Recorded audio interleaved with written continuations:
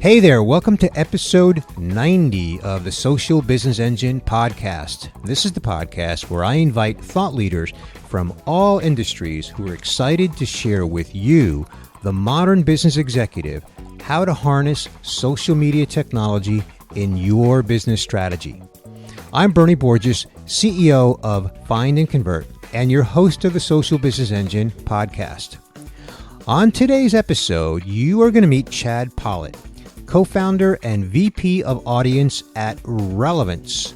Now, Relevance is a digital publication that has quickly emerged as a go-to resource for content promotion, strategy, news, and insights. Chad runs all aspects of content and audience development at Relevance. Now, Chad is also a popular speaker at marketing conferences. He is a top 20 CMO influencer, and he is also a newly minted adjunct professor of digital marketing at Indiana University. And Chad is also a former U.S. Army commander and a decorated veteran of Operation Iraqi Freedom. Now on this episode, Chad and I discuss his 6 audacious digital marketing predictions for 2016. Now, this episode is in cooperation with Vanilla Forums. We have published a social business journal issue with Vanilla that is titled The Community Playbook. This guide provides all the information it's needed to launch an online community and keep it thriving. This journal is available for download at our website at socialbusinessengine.com on our journals page. Or just visit the show notes page for this episode at our website for a link to download the playbook. If you are subscribed by email to get our weekly podcast updates, which we send every Friday, then you've already been notified about this journal. And if you're not subscribed to get our weekly updates, just hit our subscribe page at our website. And now, here's my conversation with Chad Pollitt from Relevance. Chad, welcome to episode 90 of the Social Business Engine podcast. Hey, Bernie, thanks for that great introduction. I appreciate it. Well, my pleasure. And thank you for your service to our country. I mean that sincerely. You're very welcome. Great. Well, Chad, let's start, before we get to your 6 audacious digital marketing predictions of 2016, let's start first for our listeners with a brief overview of Relevance, your digital publication. And please, by all means, don't forget to brag about the meteoric growth that you've been experiencing at Relevance. Sure, Bernie, sure. So Relevance is not only a digital magazine. Relevance is also an award-winning agency that focuses on digital marketing, particularly content strategy, content promotion, developing those for enterprise companies around the globe. So as an agency, we decided to we said, why should we just earn and buy media when we can be the media? Mm-hmm. So we wanted to turn what most agencies call their blog, we wanted to turn that into not so much a cost center. We wanted to flip it and have our marketing pay for itself. And that's what we did by creating Relevance. Interesting. You know, that's kind of a similar story to what we're doing with Social Business Engine, because it is powered by Find and Convert, which is our agency. So interesting. Okay, well, enough on that, because what we really are here to discuss, so thank you for that background. You have made 6 audacious predictions that has been published on the Huffington Post, and perhaps I think it's been syndicated and picked up elsewhere, and we're now about to talk about it here on the Social Business Engine podcast. 6 predictions about digital marketing for 2016. And Chad, I don't know about you, but every year, we see these predictions, right? and most of the time, from my observation, maybe less than half of them actually come true. But I think, you must have a crystal ball somewhere. And of course, the proof will be in the pudding, as the old cliche goes, a year from now. But I think you really are onto some really practical predictions. So let's get to the first one. In your first prediction, Chad, you are saying that social media traffic to most websites will decline. Why? Well, Bernie, there's a number of reasons actually, and this has started to come up more and more on different blogs. I know BuzzSumo did some a study around this. Buffer recently came out and said that over the last year they've lost 50% of their organic social traffic. There's some signs that it's happening now, but basically, I think the biggest culprit for that and why different companies and websites are seeing this and why it's going to get worse is because for the most part, when a visitor of an app in the mobile environment, when the user of that app visits your website, in many, many, many cases, in fact, in Facebook's case, for example, the identifying referral metadata associated with that link is stripped out. So analytics software packages are unable to tell that it came from Facebook. And it's not just Facebook. There's tons of other sites that do, or apps that strip that out. And for the webmaster or the business person, they're going to look at their analytics and they're going to say, oh my goodness, I have a huge decline in social traffic. Now, what could happen is that it's actually calculated in direct traffic instead. Right. So it's like a smoke and mirrors thing. But there's other possibilities as well. So you've got, we all know Facebook has ratcheted down the organic visibility of brands' content that they post. Twitter's come out and said they're going to do it. There's signs that Pinterest is doing it. And basically, it's a proven business model. If they attract brands, they let brands build their own audiences, and they pull the rug out from under those brands and say, no, you got to pay us to access that audience again. It's a proven business model. It's no secret that as Facebook's organic visibility has declined, their stock price has gone up. So for those reasons, and there's actually more. Twitter's messing around with its API. The whole idea and concept behind content shock that Mark Schaefer's coined can play a role in this.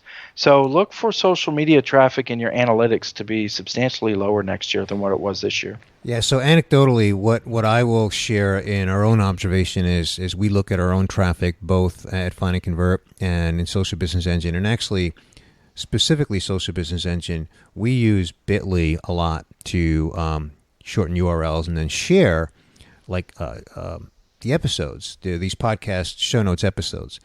And then we look at the data in Bitly, and oftentimes I was looking at one recently that was performing well, over 1,000 clicks on the Bitly link. And then you look at that specific show notes page in Google Analytics, and the traffic coming from Bitly was about a quarter of that. Right. You know? So, but then you look at the direct traffic and the number was bigger, and, did it add up exactly? No. But it was kind of close enough where you can surmise that that's what's going on.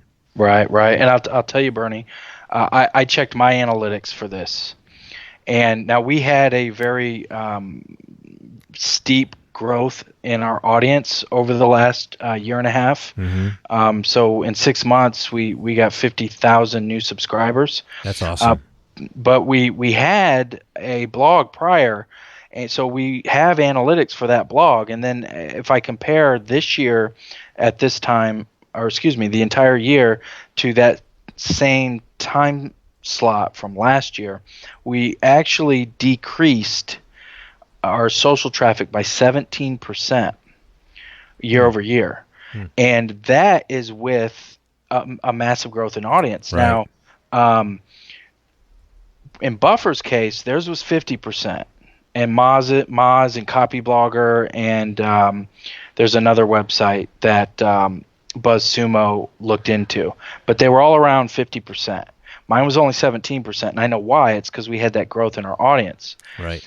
But if you the ironic thing is, we're talking really huge numbers here, and if you then look at the direct traffic increase, because our direct traffic increased year over year, it's within 100 unique visits of our decrease in social media. Oh, wow. Yeah. Like I said, the math isn't exact, but it's close enough. Yeah. Yeah. That's interesting. All right, cool. Okay, so let's get to your second prediction. In your second, you say that Google will finally launch its native advertising network. Really? Why? Yeah. So Bernie, they actually have it right now in private beta. Okay. So there are companies that have been selected by Google. I don't know who they are, but they are actively using this tool. And basically what Google's going to do is, yes, they're going to compete directly with the companies that many of us already know about, like your Outbrains, your Tabulas, your AdBlades, your Rev Contents, companies like that.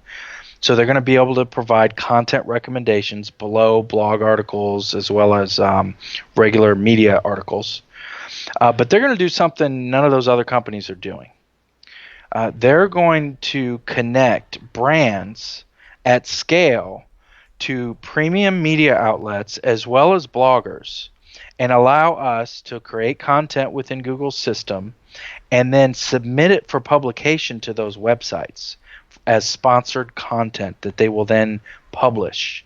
Just like the Orange is the New Black article that Netflix wrote for the New York Times. Okay, let's kind of unpack that a little bit because first of all, a native advertising network. You sort of explained it by talking about it, but let's actually come back and explain what is a native advertising network. Yeah, so traditionally, Bernie, we're used to advertising bottom funnel content through display advertising and PPC and things like that digitally. Mm-hmm. Okay. Now, as content marketing has grown over time, what we see in marketers is that the amount of mid to bottom funnel content they're creating has stayed the same, but the amount of top funnel content they're creating has increased massively. Mm-hmm. And when I say top funnel content, I mean things like your blog articles, this podcast, for example, would be top funnel content. Mm-hmm. And the truth is that those traditional forms of digital advertising were not built for our top funnel content. And the reason is simple. We know that the top funnel content we create, it's not the end game. Once we get someone to consume that and to convert, then we have to continue to invest time, energy, and effort to nurture that person down to the middle, down to the bottom of the funnel. Well, that represents a gap for us top funnel content marketers, a gap, a distribution gap, and native advertising fills that gap on the paid side. So if you go to an article, say on the Huffington Post, this article that I just wrote, for example, on the predictions, if you scroll down to the bottom, you're going to see, I believe it's 6 recommended articles for you to click on and read. Okay. That's an example of native advertising. Another example of native advertising, believe it or not, is when you see a sponsored post in Facebook. Mm-hmm. That's an in-feed unit. Right. It's paid to be in-feed so it looks normal and natural with the rest of the content. Right. And the same thing exists in-feed for the New York Times. So if there's an article that's in their feed and it's sponsored by Netflix, that's native advertising too.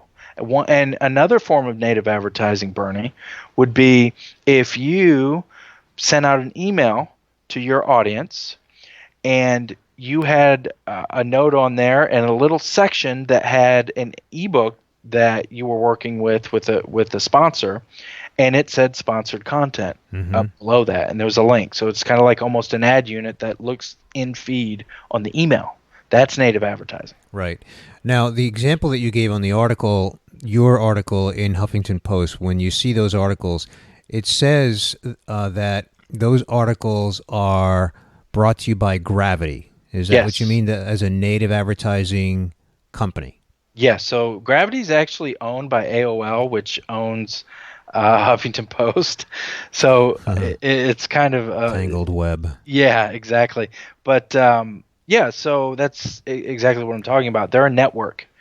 So they bring publishers and brands together to natively promote top funnel content. Okay. So Can you elaborate, Chad, on the point that you made about how what Google is going to do is connect brands at scale to premium bloggers so that that content can be submitted for publication?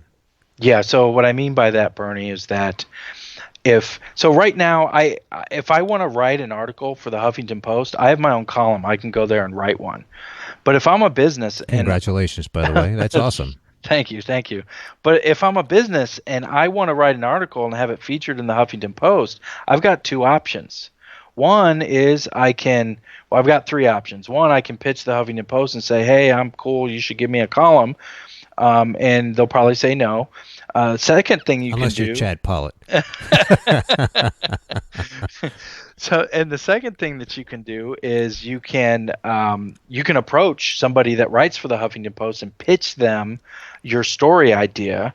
And the last thing you can do is go to the Huffington Post and say, hey, I have money. I will pay you to publish an article for me. Mm-hmm.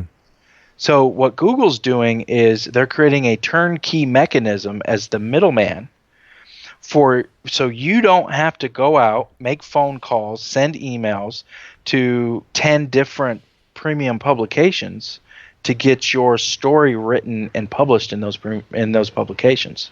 You can do it through Google. Awesome. Okay, cool. Well, full disclosure here, I bought stock in Google a few years ago, so I think you've given me reason to hold on to it.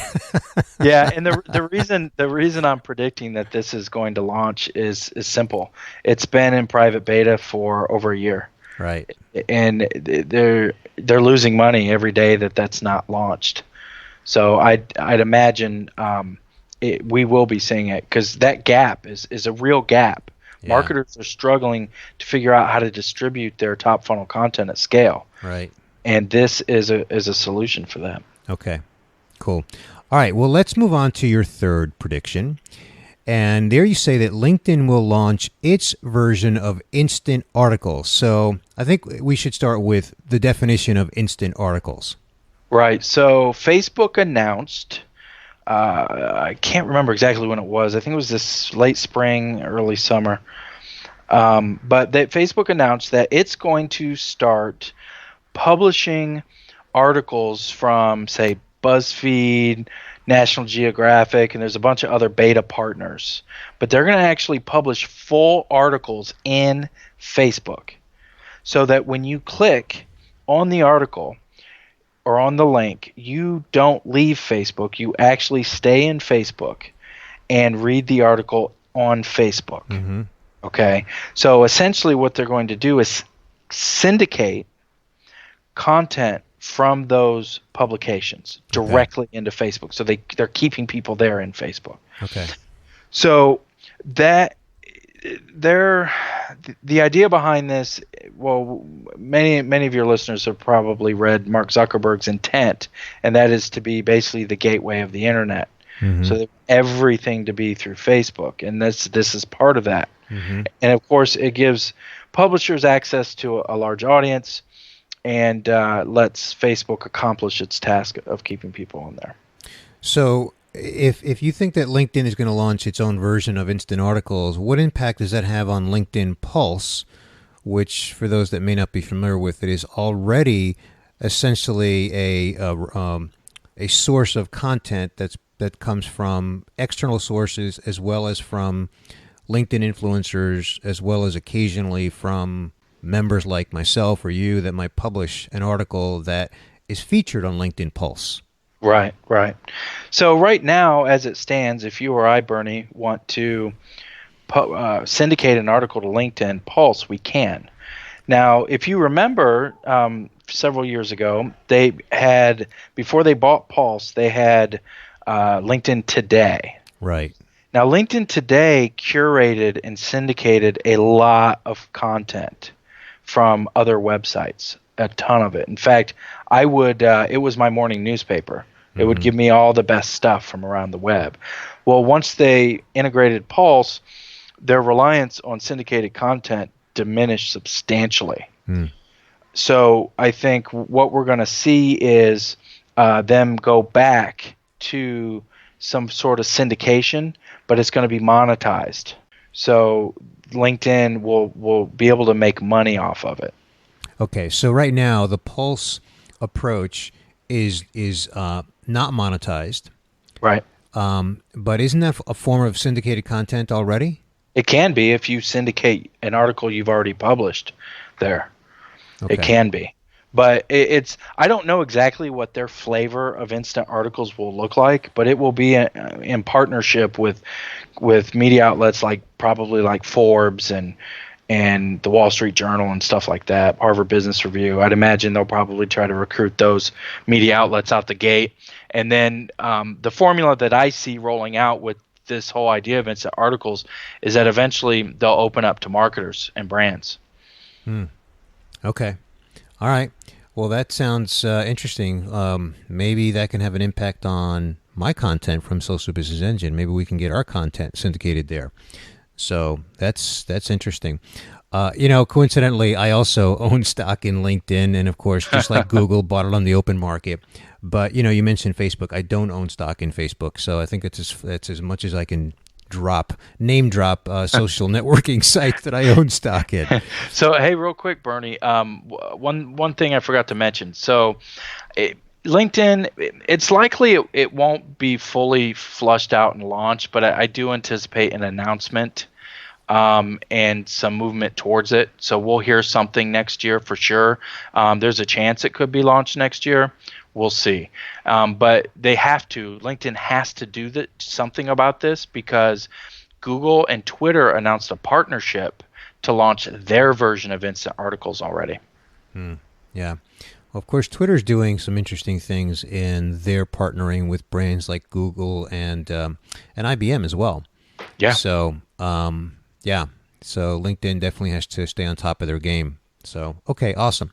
So let's move on to prediction number 4, and that is that influencer marketing platforms will be acquired, or an influencer marketing platform will be acquired by one of the stacks. Now, you've got some terminology in there. So first, let's start with what do you mean by an influencer marketing platform? And then, of course, when you say be acquired by one of the stacks, what do you mean by that?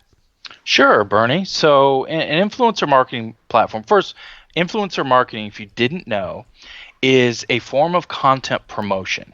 So if I go to, say, let's pretend I go to Oprah Winfrey and I get Oprah Winfrey involved in creating some content for Relevance, and we work together and we create this content and we publish it.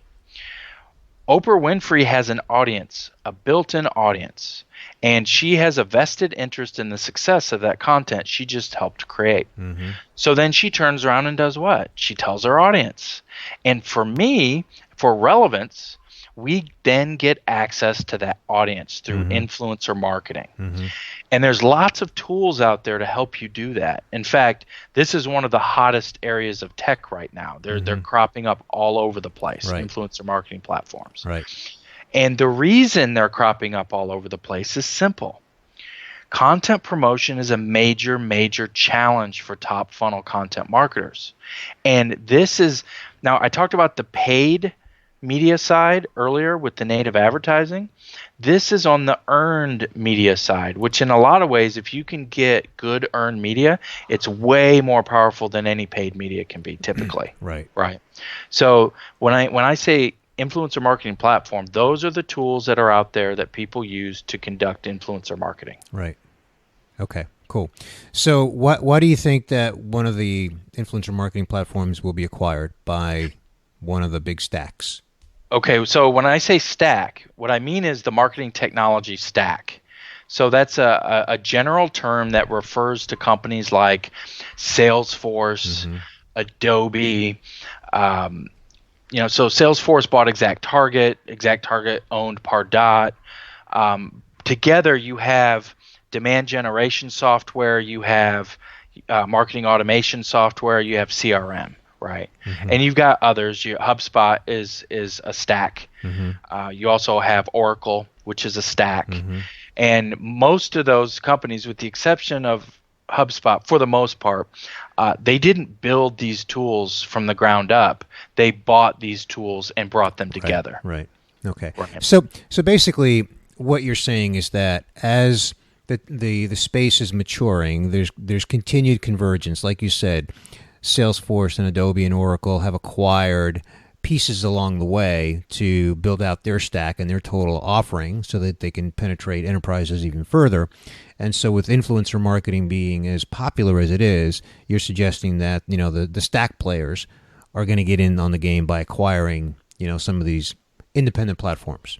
Yes, that's what I think is going to happen. And they have to. And here's why. Every single marketing technology stack out there, Bernie, every single one is an exercise in owned media promotion. What I mean by that is owned media promotion is just simply broadcasting. So that's emailing your list, that's tweeting out your article, that's posting it on your Facebook page, that's broadcasting. Mm-hmm. They have nothing for earned media promotion and, for the most part, top funnel native advertising paid promotion. They just don't have them. HubSpot's flirting with the paid side with LinkedIn. It's native advertising in LinkedIn on the paid side, but they're just flirting with it right now. Right. And that's not enough. Like I said, there's a big gap for our top funnel content, and the stacks aren't addressing it. Right. Yeah, okay. That's a great observation. I think it's also a safe one, and that's not a criticism. I'm just saying I think you really hit on one that's kind of inevitable. So for all the reasons you pointed out. Cool. All right. So number 5, ad blocking adoption will begin to level off. So let's also begin with examples of ad blocking, and why do you think it'll begin to level off? Sure. So first off, I forget the name of the company that came out with this number, but I just read recently that 300 million people in the world use ad blocking software. Now, while ad blocking software is, generally speaking, it sits in your browser, this software, and it identifies advertising on a web page, and it obfuscates your ability to see the advertising. It makes it go away. Now, as you can imagine, that hurts publishers and their revenue, as well as the advertisers themselves, because people aren't seeing their ads because of this software. Right. And so by level off, do you mean level off, or do you mean decline, or can you elaborate on what you mean by that? Yeah, so I don't think it will decline. I believe that the current trajectory of growth, it will level off. Okay. It'll start to flatten this year. Okay. And I say that simply for this reason. Well, first, let me ask you, Bernie, do you use ad blocking software? It's funny. I don't, but it's a little bit like I like to watch commercials on television because I'm a student of the advertising craft. And likewise, I like to see how the ads hit me because I study them. But that's different. I'm not the average user in that regard. Right. Well, I'll tell you, I tried to use the software once, and it worked. It blocked all the ads. But guess what else it blocked? What? Stuff I wanted to see, that I was there to see. Oh. So here's the thing. These software companies they have to take a very aggressive posture. Why? Because there's very, very smart people on the publisher side and on the advertising side and the network side that are fighting their software. They're attacking that software's ability to block ads on a daily basis. So that forces those ad blocking software companies to have such an aggressive posture that they're consistently overreaching. So the moment that John, the big hockey fan, wants to go to ESPN and see his scores, and he can't see them because it's blocked, is the moment that the hockey fan is no longer going to use the ad blocking software. Okay. And it's happening. Right. I did a quick poll in my class. I've got 40 students, seniors, and I asked them how many of them use ad blocking software. And I'd say probably about half of them raised their hand. And then I asked them, how many of you have had the content that you were on a website to see get blocked from this software? And half of them raised their hand. Okay. All right. So it kind of comes down to a bad user experience then. Yeah. All right. Cool. All right. So the sixth and final audacious digital marketing prediction for 2016 is content recommendation networks will get better at delivering relevant content. So likewise, Chad, if you can begin with define or explain content recommendation networks. Right. So that's that form of native advertising, Bernie, that I talked about earlier, where if you scroll down to the bottom of an article on, say, the Huffington Post, it's going to recommend, I believe it's 6 on the Huffington Post, if my memory serves me correct. It's going to offer up 6 recommended articles for you to click on and read. Okay, so and that company that you mentioned, Gravity, that is an example of a network, a content recommendation network. Okay. There's others, Outbrain, Taboola, AdBlade, Rev Content, right, and more. Right. So you're saying that they're going to get better at it because, yeah, I agree. They're lousy at it now. A lot of the content that I've seen served up is not relevant. Right. Exactly. Okay. Exactly. They have to do it because that if they want to truly serve that content distribution gap at the top of the funnel for marketers like us, Bernie, they have to get better. Right now, it's an exercise in clickbait. Mm-hmm. So right now, for the most part, although the Huffington Post isn't as bad as what it used to be, it has gotten a little better. But I've been on websites that are horrible. They have racy photos. They have the most clickbaity titles I've ever seen in my life. Right, right. And the reason that you're seeing that is because this is a CPC game. This is a cost per click game. Mm-hmm. So the more clicks that they're chasing clicks. Mm-hmm. Yeah.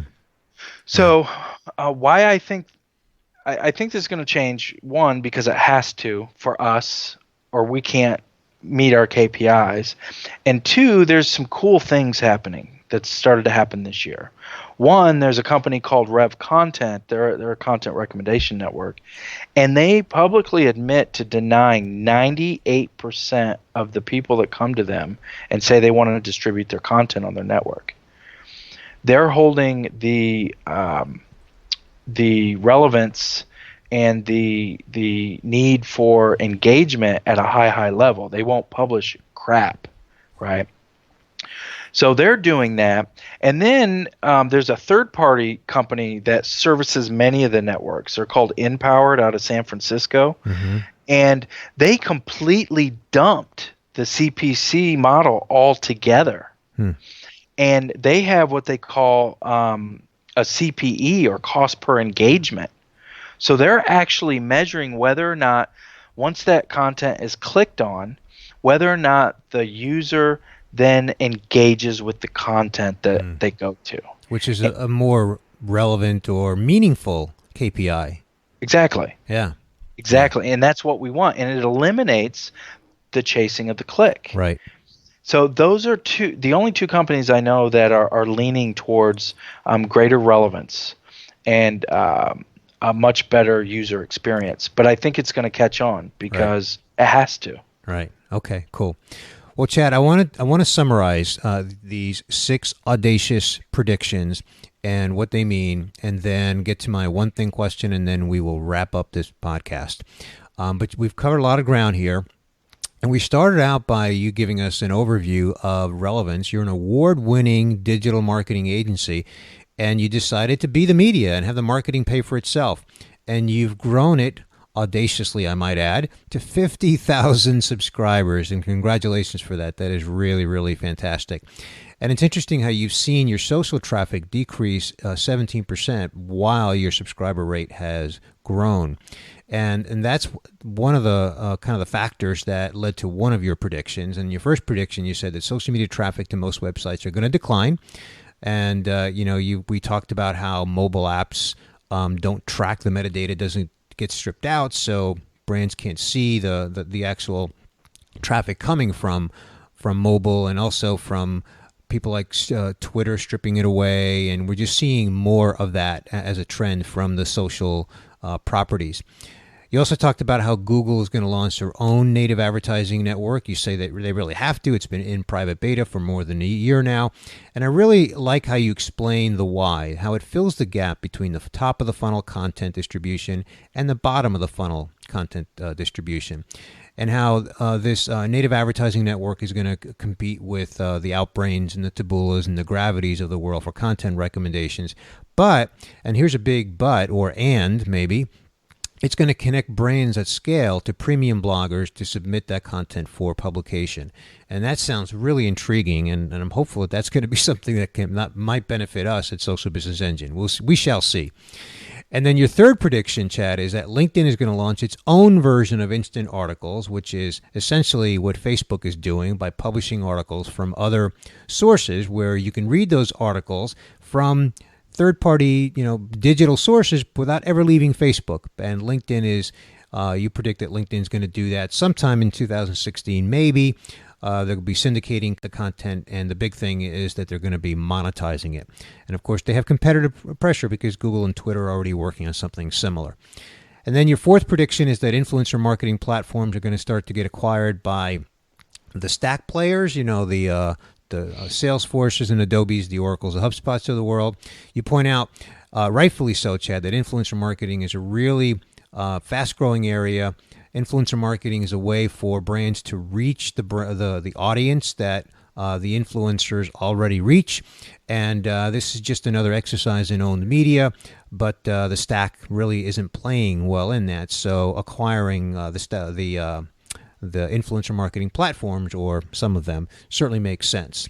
Your fifth prediction is ad blocking adoption is going to level off, and essentially what you're saying there is that it's a bad experience, even though I personally don't know firsthand, but you did your own little ad hoc research, if you will, in your classroom, and plus your own experience.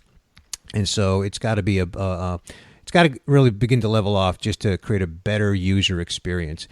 And then your sixth audacious prediction, Chad, is that the content recommendation networks, the Outbrains and the Tabulas of the world, are going to get better at delivering relevant content, because quite frankly, they're not too good at it right now. They deliver a lot of, like you said, racy and irrelevant content.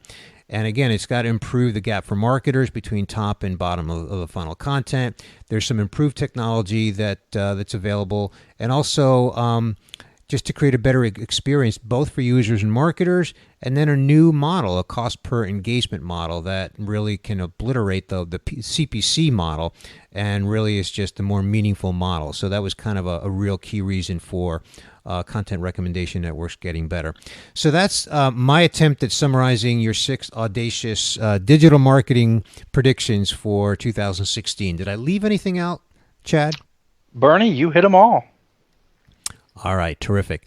Well, now we get to my one thing question, Chad, and this is where I ask you, if there's any one thing from what we discussed here today, if there's any one thing that you'd like to leave the listener with as an actionable takeaway, what would that be? Well, Bernie, we've talked a lot about content promotion and the gap at the top of the funnel. So what I want to share with your audience is this. For most marketers out there that do top funnel content, we're spending the vast majority of our time, energy, and effort on content production. Okay? What I want you to understand is that when you're producing top funnel content, you need to spend 40 to 60% of your time, energy, and effort promoting that content, not 90% on production, right? You need to invest a lot of time, energy, and effort on the promotion. Mm-hmm. That's what we do at Relevance. That's how we grew our subscribership so quickly, and that's what I recommend that each of you consider. So aggressively promote the top of the funnel content. It's not just good enough to produce good content. It's got to be promoted. Yes, absolutely. Yep. Earned and paid. Earned, paid, and owned. Converge all those channels. And earned media is really where marketers are falling. Some marketers are falling behind on the promotion game. Earned media is a powerful, powerful channel. Powerful. Yeah, totally agree. Awesome. Great one thing takeaway. So, Chad, where would you like to send people online to learn more about you and all the great stuff you're doing at Relevance? Yeah, sure. So our domain is just relevance.com. There'll be a nice little button that says publication. Click on that. You can easily Google my name or hit me up on Twitter. I have a website. It's chadpolitt.com. And I'm pretty easy to find. Terrific. Well, any of my listeners if you ever get a chance to see Chad speak at a marketing conference, I encourage you to do that. He's an engaging speaker. I'm sure you can get a glimpse of that here in this podcast. He's chock full of great insights and really enjoyable to just experience him speaking live and in the flesh. As I have enjoyed more than once, Chad. So, Chad, thank you so much for joining me here today on the Social Business Engine podcast and discussing your 6 audacious digital marketing predictions for 2016. I wouldn't be surprised if all 6 of them come true, and we have you back this time next year for 2017 predictions. Awesome, Bernie. All right. Well, I want to remind everyone before we sign off here that this episode is in cooperation with Vanilla Forums, where we have published a social business journal issue with Vanilla that's titled The Community Playbook. This guide provides all the information that's needed to launch an online community and keep it thriving. This journal is available for download at our website at the journals page at socialbusinessengine.com, or you can also visit the show notes page for this episode. And if you're mobile right now, of course, you can access it from your mobile device. If you're subscribed by email to get our weekly podcast updates that we send every Friday, well, this journal has already been sent to you. So just dig it out of your inbox. And if you're not subscribed to our weekly updates by email, I would encourage you to do that. Just hit our subscribe page at our website. Hey, if you're a regular listener to the Social Business Engine podcast, first of all, thank you. I really appreciate you taking some time to listen to our podcast. And if it's your first time listening, thank you as well. I really hope you enjoyed my time here today with Chad. But I would ask you to push the subscribe button on your podcast player so that you don't miss future episodes. If you are an iTunes subscriber, I would be very grateful if you would write a review for this podcast, and that can help others discover it. We've got a direct link to this podcast on iTunes from our website, and it's just socialbusinessengine.com/iTunes. And lastly, I invite you to engage with me on Twitter. I'm at Bernie Borges, and our podcast for Social Business Engine on Twitter, it is at SB Engine. We also have a Facebook page, appropriately domained, facebook.com/socialbusinessengine. And we pretty much use our hashtag just about everywhere on social media, and that's SBE Show. So on that's going to do it for this episode. I want to thank my guest again, Chad Pollitt, co-founder and VP of Audience at Relevance. This is Bernie Borges of Find and Convert, wishing you continued success on your social business journey.